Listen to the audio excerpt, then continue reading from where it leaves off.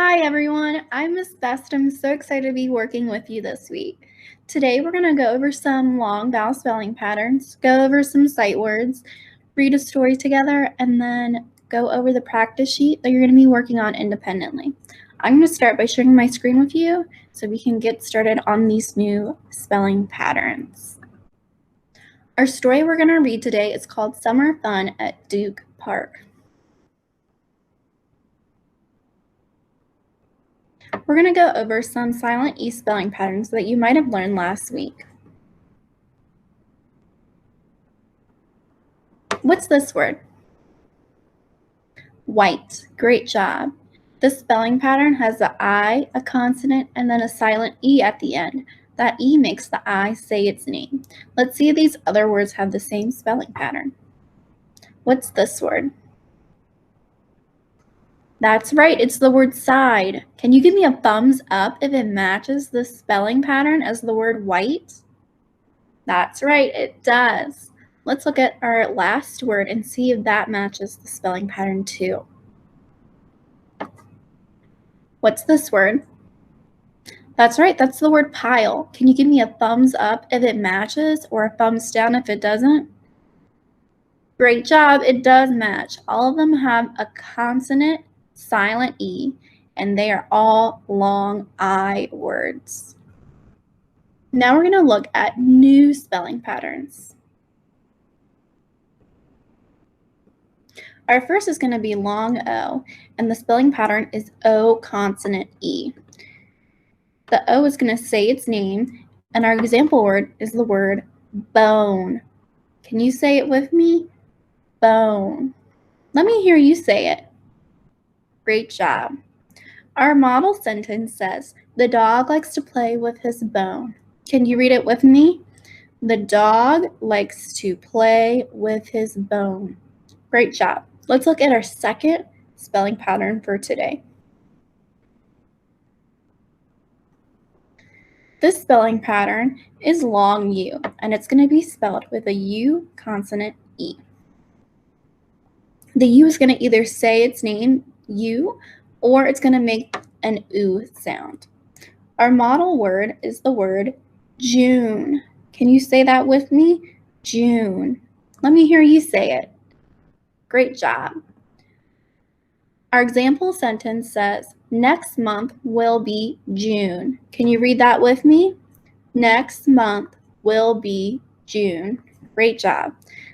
Our last spelling pattern for today is going to be a long O, but it's going to be spelled consonant O, O, consonant.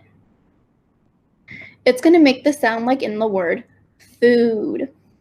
Can you say that with me? Food. Good job. Let me hear you say it.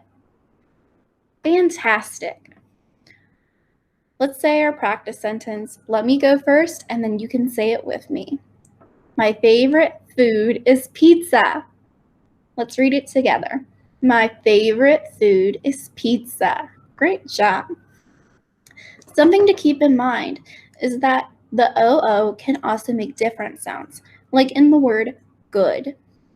This week and today, we're going to be focusing on when those two OOs is together, that you are going to be using it like in the word food. Next, we're going to go over some sight words. I'm going to put a sight word up on the screen. I'm going to wait a couple seconds, and then if you know what this word is, say it out loud, yell it. If you don't know what it is, that's okay. Just wait for me and say it with me or say it after me. Ready? Some, before, does, laugh. Great job. Let's say them all one more time really quickly. Some, before, does, laugh. Before we read our story, I'm going to take it off of shared screen, and we're going to practice mixing and fixing the word before. Mixing and fixing is when I have the word up in magnetic letters, and what we're going to do is we're going to practice spelling it.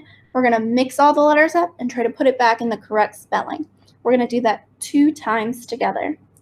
Let's spell it out before we mix it up. Ready? B-E-F-O-R-E.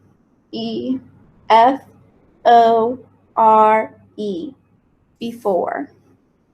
Ready? Let's mix and fix. And stop. What is the first letter in the word before? Great job. The first letter is a B. Let's listen. Find out the second letter. Before. E. Fantastic. What comes after the E? Before. F. Great job. All right, we have 3 letters. Ooh. What comes after the F in the word before? O. Good job. Before. What comes next after the O? R. Wonderful. And then our last letter in the word before? E.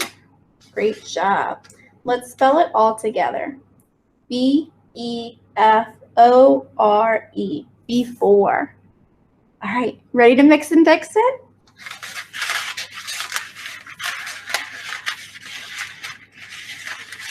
And stop. What is the first letter in the word before? Great job. What's the second letter in the word before? E. You guys are so smart.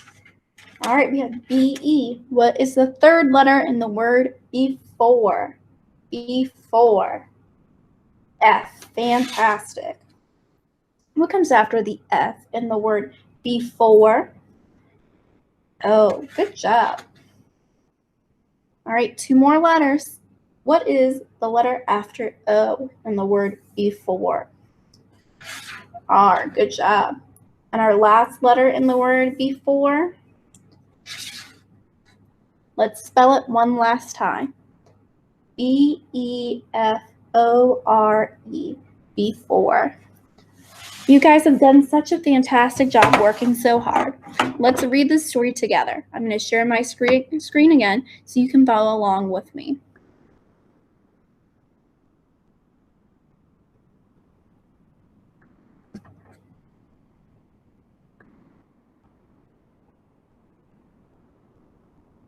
Our story today is Summer Fun at Duke Park. While looking at the cover, can you tell, is this a cover of a fiction book or a nonfiction book? Fiction books are when things are not true. Nonfiction is when they are. So does it look like it's fiction or nonfiction? Great job. It is a fiction book. This story is not true, but it seems like it might be. Let's read it together. Chapter 1. Every summer in June, my family and I go to Duke Park. Duke Park is an amusement park. It is filled with big tents and spinning rides. Duke Park is so much fun. Dad gets the tickets at the ticket stand. Remember the rule, he tells us. You must hand in these tickets and then you can go on the rides. I picked the swings, Eve yells. We run to the swings and strap in. A man collects 3 tickets from me and 3 from Eve.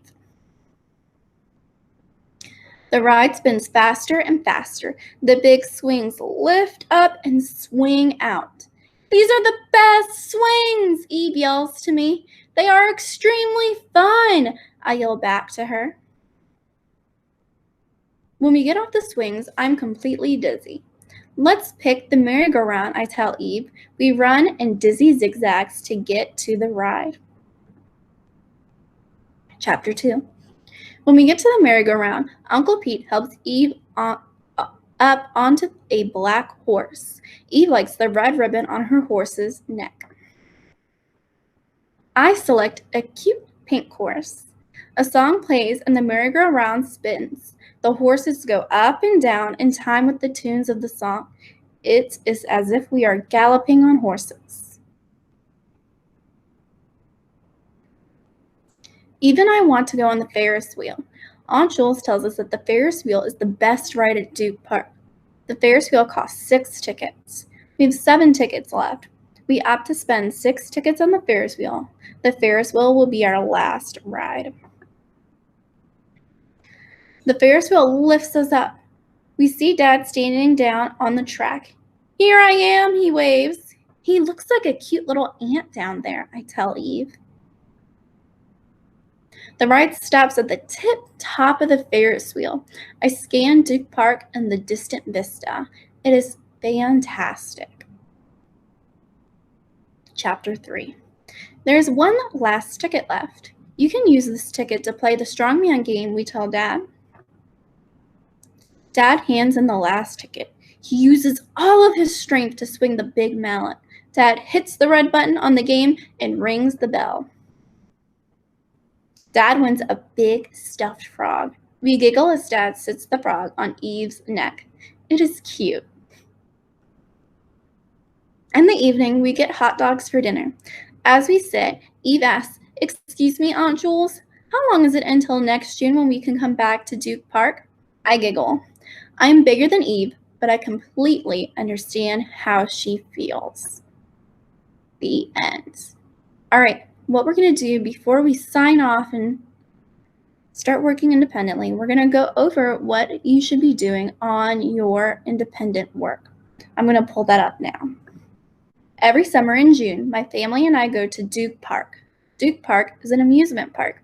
It is filled with big tents and spinning rides. Duke Park is so much fun. What have you learned about the characters and the setting that is important to the story setup? When you're writing your answer, make sure you write in a complete sentence, which means that you have capital letters, you have spaces in between your words, and that you are using punctuation like a period at the end. The second part says, read and think. First, read the text out loud with proper phrasing, then answer each question in a complete sentence. Underline the evidence for your answers in the text and draw lines to the question it answers. If you're doing this on a separate piece of paper, please don't worry about circling and underlining parts of your answers and the question. Please just write it in a complete sentence. It says, Dad gets the tickets at the ticket stand. Remember the rule, he tells us. You must hand in these tickets and then you can go on the rides. I picked the swings, Eve yells. What is the initiating event? Is what number 1 says. That's asking what event began all of this. Question 2 says, what can you infer about Eve's plan? You're going to write that answer in a complete sentence next to number 2. Number 3 says, did you underline the evidence in the text? Yes or no? If you are doing this on a separate piece of paper, do not worry about number 3. For day 2, which I'm going to show you how to do a little bit in more detail, you're going to first spell the words. Spell the words in the sound boxes. Sound boxes are where there's a box for every sound you hear. I'm going to stop sharing my screen for a moment so I can show you how it will look when you do your work independently.